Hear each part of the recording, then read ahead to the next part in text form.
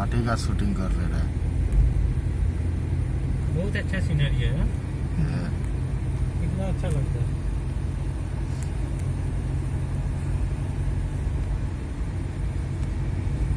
दो काम कर रहा है, अभी लॉरी आ रहा है सामने।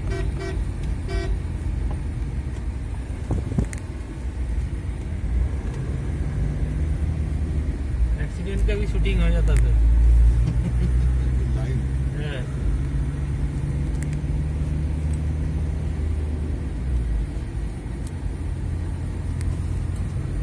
रामगढ़ वाला घाटी है ना, बुड्रू फॉल से जब रजरप्पा जा रहे थे तो वो वाला शूटिंग किया था।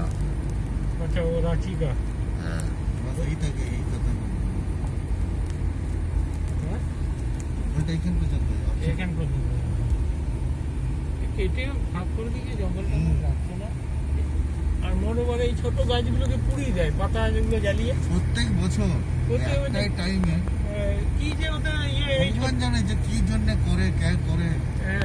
এই ছোট গাছগুলো ওদের মাথায় কি আছে কে জানে, যে জঙ্গলটা ডেন্স ভরে গেলে হবে, ওদের কাজ করতে অসুবিধা হবে। ছোট গাছগুলো পুড়ে ঝলসে যায়, শুধু না মানে ইকোসিস্টেমটা নষ্ট হয়ে যায়।